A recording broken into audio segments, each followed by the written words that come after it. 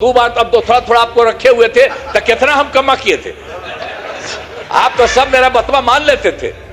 अब बाद में गड़बड़ की है तो हम तो छोड़ दिए, अब कभी नहीं जाएंगे। अब तो हमारा पहले का वही रहेंगे, लेकिन जितना काम किया। तो सुना आपने किस तरीके से बिहार के मुख्यमंत्री नीतीश कुमार एक बार फिर से मुख्यमंत्री की कुर्सी संभालने के बाद अपने पुराने सहयोगियों विशेष तौर पर आरजेडी को याद करते हुए सदन में ही नजर आए। उन्होंने कहा कि आप हमारी हर बात मानते थे लेकिन आजकल नाराज नजर आ रहे हैं, लेकिन हम अपने पुराने साथियों के साथ सही हैं और अब इधर उधर नहीं जाएंगे। लगातार आखिरकार नीतीश कुमार जब भी सदन शुरू होता है इस तरीके की बयानबाजी क्यों कर रहे हैं? क्या वाकई में नीतीश कुमार आने वाले वक्त में कोई पाला बदलने की विचार, कोई सोच को लेकर के इस तरीके की बयान दे रहे हैं? दरअसल बता दें आपको कि बिहार में एनडीए गठबंधन को पूर्ण बहुमत मिला। नीतीश कुमार की पार्टी ने तो लगभग 2020 के मुकाबले दोगुनी सीटें जीत ली। और ऐसे में अब सबसे बड़ा सवाल यही है कि आखिरकार नीतीश कुमार जो कि बिहार में लगातार पिछले 20 सालों से मुख्यमंत्री की कुर्सी पर बैठे हुए हैं, वो तेजस्वी यादव को लेकर ये बयानबाजी क्यों कर रहे हैं? दरअसल बता दें आपको कि कांग्रेस सांसद पप्पू यादव ने कहा था कि यदि नीतीश कुमार सेकुलरिज्म के आधार पर जो पार्टी को चला रहे थे उस अपनी पार्टी संगठन को बचाना है तो उन्हें महागठबंधन के साथ आ जाना चाहिए। ऐसे में क्या वाकई नीतीश इस पर कुछ सोच विचार करेंगे? इस खास कार्यक्रम में उस पूरे मुद्दे पर चर्चा करेंगे।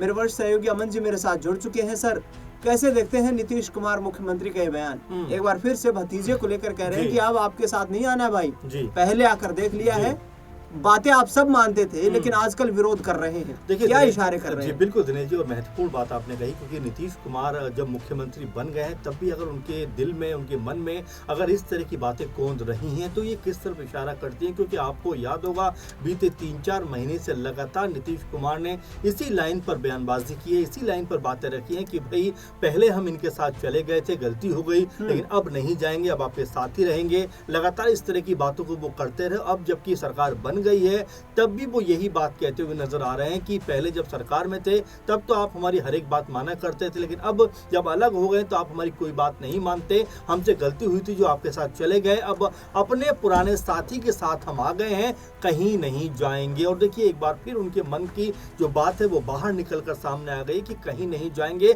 आखिर इसका अर्थ क्या है? क्या उनको कोई अंदेशा लग रहा है? क्योंकि कई लोग ये भी कहते हुए नजर आए कि नीतीश कुमार को सिर्फ कुछ समय के लिए मुख्यमंत्री बनाया गया और उसके बाद बीजेपी अपना मुख्यमंत्री यहां पर बनवाती हुई नजर आएगी। तो क्या अभी से नीतीश कुमार को अंदेशा लग गया? क्योंकि अगर सरकार कह सकते हैं कि इससे जाने की बात हो, नीतीश कुमार के लिए आसान नहीं होगा। भले ही वो 84-85 सीटों के आसपास नजर आते हैं, लेकिन अगर हम तेजस्वी यादव की बात करें 26 सीटों 25-26 सीटों पर नजर आते हैं, कांग्रेस पार्टी 5 से 6 सीटों पर नजर आती है, तो कोई आंकड़ा यहाँ पर बनता हुआ दिखाई नहीं पड़ता। लेकिन क्या उसके बावजूद भी कोई तीसरा समीकरण यहाँ पर बन सकता है? यानी कि अगर हम आरजेडी की बात करें, हम अगर जेडीयू की बात करें और साथ में अगर हम एलजेपीआर की बात करें तो क्या कोई आंकड़ा यहाँ पर बन सकता है? क्योंकि चिराग पासवान के बयान भी लगातार इस तरह के सामने आते रहे हैं कि भाई धर्म जात की राजनीति ना मुझे करनी है और ना मैं करना चाहता हूँ। जो लोग करते भी हैं उनसे भी मैं कहना चाहता हूँ कि अब विकास की बात करिए, बेहतर भारत बनाने की बात करिए, बेहतर बिहार बनाने की बात करिए। तो ऐसे में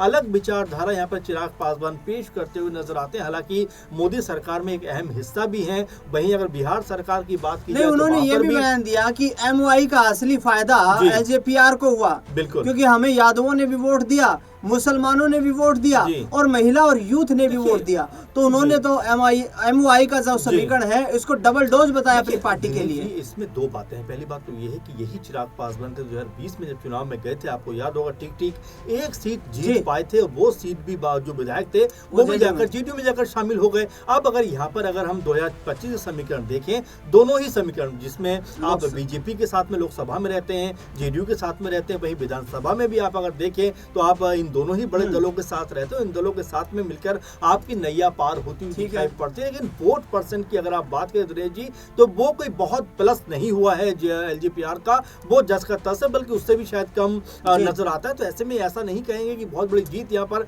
एलजेपीआर की हुई है। वहीं अगर हम आरजेडी की बात करें तो भले ही वो सीटों के मामले में कम है, लेकिन उनको वोट आई थिंक बीजेपी से भी ज्यादा मिलता हुआ नजर आया। तो ये अपने आप में दो अलग अलग बातें, लेकिन हाँ ये जरूर कहा जाएगा कि यहाँ पर नीतीश कुमार को इस बात का डर जरूर है कि बीजेपी चूंकि बड़ी पार्टी बनकर उभरी है, 90 सीटें उनके आसपास हैं, तो यहाँ पर वो कोई बड़ी कह सकते हैं कि दबाव या बड़ा अपना जो मुख्यमंत्री बनाने का प्रयास शुरुआत से उनका रहा है। और आपको याद होगा कि जो हरियाणा के मुख्यमंत्री नायब सिंह सैनी थे, वो तो ये तक कहते हुए नजर आए थे कि वे सम्राट चौधरी को मुख्यमंत्री बनना चाहिए। तो ये तमाम ऐसी बातें हैं जो अभी भी नीतीश कुमार के दिमाग में कौंध रही होंगी कि कहीं ऐसा ना हो कि बीजेपी 6 महीने के बाद या साल भर के बाद हमसे कहते कि भाई आप जो है बैठ जाइए, हमारी पार्टी से कोई मुख्यमंत्री का चेहरा बनाइए। तो ऐसे में नीतीश कुमार अभी से इस तरह की बातें करके अपने पक्ष में माहौल बनवाना चाहते हैं। बिल्कुल, नीतीश कुमार तमाम योजनाओं का भी जिक्र वो सदन से करते हुए नजर आए।